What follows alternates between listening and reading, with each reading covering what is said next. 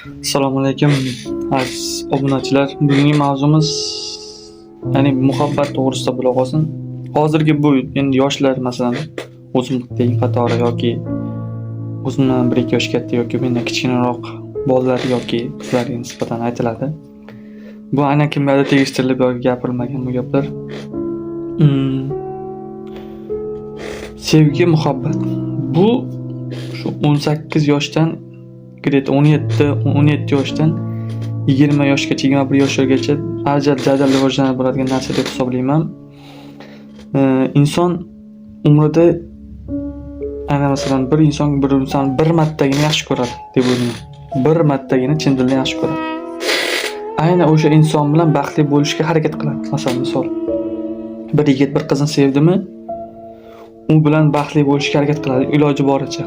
Ammo buni hayot deb qo'yibdi. Hayotda juda ko'p turli hodisalar bo'ladi. Aynan bolani sharoiti to'g'ri kelmasligi mumkin yoki bola qizni yaxshi ko'rgan taqdirda ham qizda qandaydir kamchiliklar paydo bo'ladi yoki bolani yana boladan ko'proq narsa talab qiladi qiz. Vaqt o'tgani sari inson ulg'ayadi, to'g'rimi? To'g'ri, hamma ulg'ayadi, ham yosh o'tadi. Ulg'aygani sari insonning aqli kirib boshlaydi. Aqlli insonni jufti topilishi qiyin bo'ladi. Chunki o'ylaydi, masalan, o'g'il bola nisbatidan qiz qaraydigan bo'lsak, bir qiz masalan, yaxshigina qiz, o'qimishli, o'qishga kirgan yoki o'qishga tayyorlanyapti. Hozirgi zamon talabiga nisbatan aytadigan bo'lsak, birov bilan gaplashgan yoki gaplashmagan, kim bilan yurgan yoki u hamma biladi. Mahallada bo'lsa, mahallada boshqa joyda bo'lsa, surishtirib ko'radi, yoki bo'lmasa gap so'zini bilib ko'radi. Unga ilmoqli, aqlli bola bo'lsa, ilmoqli gaplar tashlab ko'radi. U qizni xarakterini o'rganadi. Endi o'rganib boshqa qildi. Baribir insonni ichidagini bilish qiyin. Chunki yoningda yurgan insonni ham ba'zilar aytishadi, kattalar eshitgan, yoningda yashab yurgan insonni ham ba'zida ichidagi yashirin siri bo'ladi. Ular shunchaki gaplashyapti, suhbatlar, ularda jiddiy munosabat bo'lgan yo'q. Bo'ladi. Vaqt o'tadi. Bola masalan bitta voqea aytib beraman. Bir bola ishlayib bir qizni yaxshi ko'rdi. O'zidan kichikroq qizni yaxshi ko'rdi. 2 yosh, 3 yosh. Bola 18 yosh, 19 yoshlik bola. 19 yoshlik bola. Qiz bilan gaplashyapti ishda. Ishdan charchab keldi kechqurun. Yuvinish xonasiga kirib yuviniryapti va telefon qolgan. Telefonga SMS kelyapti. Endi u qiz yaxshi deb bilganda SMS kelyapti. Assalomu alaykum, yaxshimisiz, charchamasizmi? U xabarlar o'qilyapti. Telefon ochildi, onasiga parolini berib qo'ygan. Onasi ko'ryapti narsani. O'tkazyapti. Qarasa, ozmay yumolab keyin gaplashamiz deb bola yozgan. Keyin bitta savolim bor desa, javob kelmagan. Endi bola yuvinish kirib ketgan. Javob kelgan, meni tanlaysizmi, onangizni tanlaysizmi? O ketdi mana. Mana shu joyda o'zi katta tafovut. Qiz masalan yaxshi qiz deb o'ylagani o'rtasida, agar u yaxshi bola bo'lsa, u so'zsiz o'zi hamma tushundi o'zi. Hamma masalan mushuk o'zini erkakman degan bola hamma tushundi. Siz meni tanlaysizmi, onangizni tanlaysizmi? O ketdi tafovut. U qizni yaxshi qizligi masalan yaxshilik bo'lsa, bu tepada yomonlik deylik, yo pastga yomonlik desak, ketdi tushdi. Katta punktga tushib ketdi deb hisoblaymiz. Tushib ketdi o'zi. Uni bilmaydi bola bilmaydi. Keyin u ona o'chirib tashlaydi-da, bolam ko'rmasdan u yurakdan siqildi ona endi, uni aytmaydi. O'chirib tashladi-da uni. Qayda charchamayapsizmi, nima bo'ldingizmi deb yozgan xabarni o'qidi, xolos bo'ldi bola. Yozishdi. Savolni bola o'qimadi-da, o'sha bo'ldi. Ketdi u joy. Keyin oradan vaqt o'tyapti-da, qiz onasi telefonni ushlab olyapti-da, bolaga yozyapti. Bola telefon qilyapti. Telefon qilayotgan payti yana o'sha voqea, xudo xalos qarang, hayot qarang. Onasi ko'taryapti. Alo, men qizim bezovta qilmasin, bolang. U onasiga baqiryapti. Bu yana yonida turibsan sen. Masalan, ko'p kelib qolding, yonida turibsan, o'ylab baqiryapti. Onasi seni onangga shunday muomala qilgan ayol. Masalan, onasi seni to'g'ri muomala qilish mumkin. Birinchi o'rinda shoshilmasdan. Yo'q, bolangiz yoshagan, yana qizim yosh, xayolim bo'lmasin deyish yo'q. Birdaniga jahlga minib, u gapni o'zi gapiryaptimi? O'sha bolalar bu yerda tushunyapti. Zapret ush. Yaxshi qizni onasi ham deyarli unaqa gap qaytarib tashlamaydi. Unaqa baqirib tashlamang. Tanimagan odamga teng bo'lib unaqa gap baqirib tashlamang. Holbuki u bola yomon narsa yozmagan bo'lsa, yozgan taqdirda ham u onasiga gapirmay bolangni yig'ishtirib deb aytishi mumkin. To'g'ri, bolangni yig'ishtirib, lekin jahl unaqa baqirib tashlabman. Baqirdi. O'chirdi. Mayli, xo'p deb uzr deb o'chirdi. Uzr, onang uzr so'radi o'sha. Gaplashishda, muhabbatda, oddiy hozirgi mana momentdagi onang so'radi uzr. Bitta men sen uchun mag'lubiyat deb aytsam ham bo'ladi. Bitta uzr so'ra, pakeling.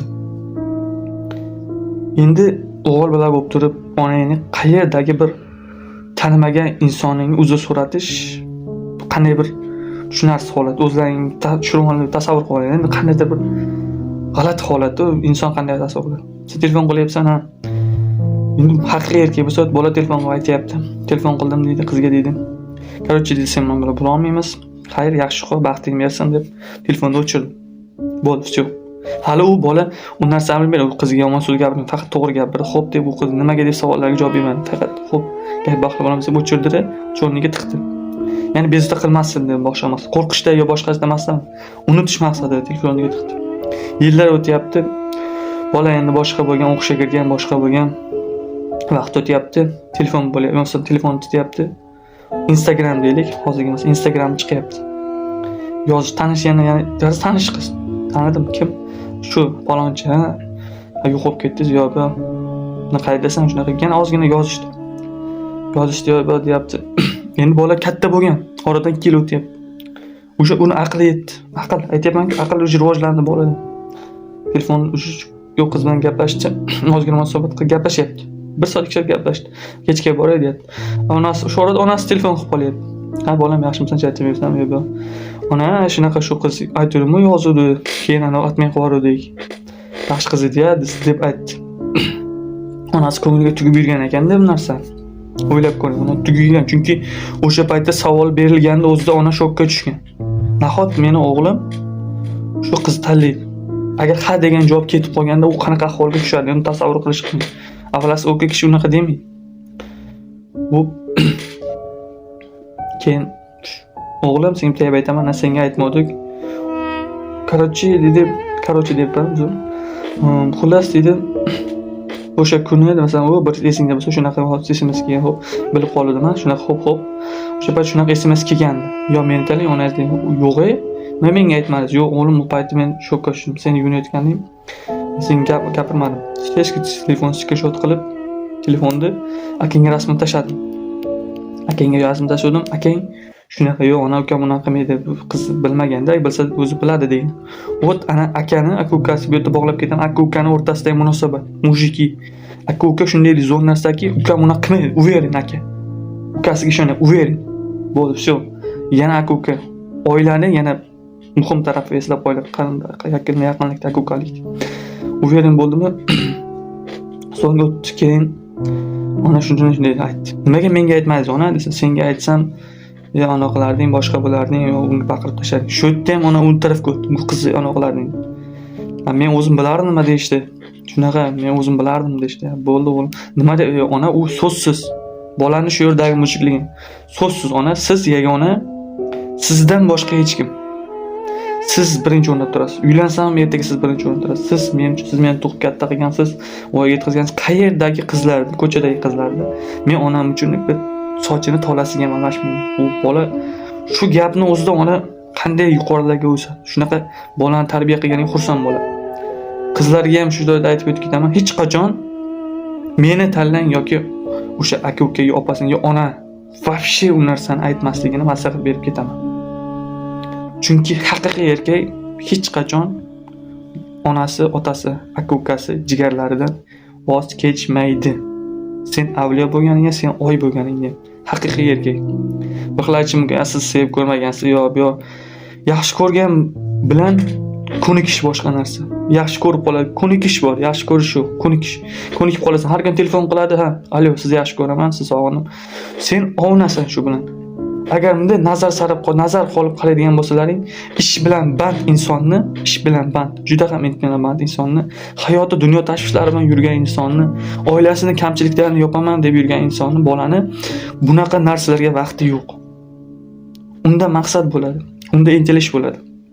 Sevgi muhabbat deb unda qanday intilish? Maqsad sevgi muhabbat bo'ladi deb, sevaman deb. Faqat qanday? Moliyaviy qiyinchilikdan chiqsin. Yana bir o'zim yuqori. Qachonki men qurbim yetsagina o'sha qizni olaman deb, to'ydan keyingi sevgi ishonadi.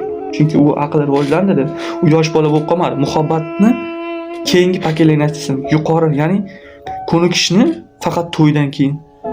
Yaxshi qiz bo'lib ko'rishadi, uchrashuvga chiqadi, uni ko'radi, yoqsa oladi. U ham yaxshi chiqsa, uni surishtirib ko'radi. Endi u bola yosh bola emas. U oldingidek sevdim, o'ldim, kuydi degan bola emas. 17 yoshli bola emas, 18 yoshli bola emas. Ba'zi 17-18 yoshli aqlli bola, lekin ba'zilariga nisbatan aytayman, u bola emas. Ko'pchiligiga nisbatan endi u harakat qiladi. Yaxshi ayol topish, ko'chada ko'yni ko'radi, solishtirib ko'radi. Xuddi nima desa bo'ladi? O'zini chetda turib, boshqalarni kuzatishga, ya'ni boshqa qizlarni kuzatishga, qanday yaxshi yomon tarafini ko'rishga harakat qiladi. Shunday ekan, muhabbat va sevgi deganda faqat o'ldim, kuydim, undan keyingi hayot ham bor. Undan keyingi hayot. Sevib oldik, baxtli rizqi berib, baxtli bo'lib ketdik. To'g'ri, lekin hayotni qiyinchiligini ko'rmasdan turib, yaxshi yomonligini bilmasdan turib, uni ichidagi sirni bilmasdan turib, uni olish yoki u bilan baxtli bo'laman degan xayol hozirgi ko'pchilikning xayolida bor.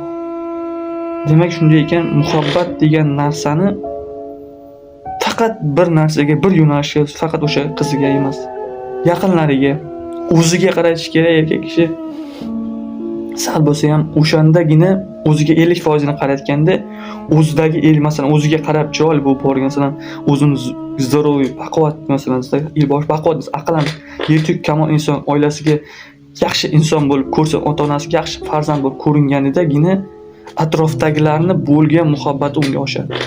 Ili uydagilarni ham, ili atrofdagilarni ham, shunda yonidagi sevgilisi ham ertaga uni ko'rib, u bilan baxtli bo'la olishiga amin bo'ladi. Yoki yuzaki emasda. Shunday qilib muhabbatni 50-50 bo'lib, 50% yarim-yarim qilib bo'lib olishni tavsiya. Yarimini o'zingizga, oilangizga, yarimini mayli yaxshi ko'rgan qizingizni oxirigacha borish, boshqa deysizlar, o'sha narsani mayli kimga qanday tushunding, o'shaniga beringlar. Mendan maslahat shu. Endi bu aytishimdan maqsad kimgadir og'ir botishi mumkin, botmasin ham. Aynan bir insonga tegishtirib aytganim yo'q. Hayotda shunday narsa bo'ladiki, kerak bo'lsa shu muhabbat ham sizlarga qutqaradi. Hamma aytadi muhabbat u qutqaradi, kuch. Bilmadim. Men shunday o'ylayman, inson moliyaviy hozirgi zamonga moliyaviy jihatdan birinchi o'rinda ilmiy, aqliy jihatdan ko'ngli pok va yetuk barkamol inson bo'lsa, keyin moliyaviy jihatni qo'ysa, keyin ruhan sog' bo'lsagina o'zini kelajakdagi muhabbatni topa oladi. Rahmat hammaga. Men shuni bilaman. Obuna bo'lib qo'ying.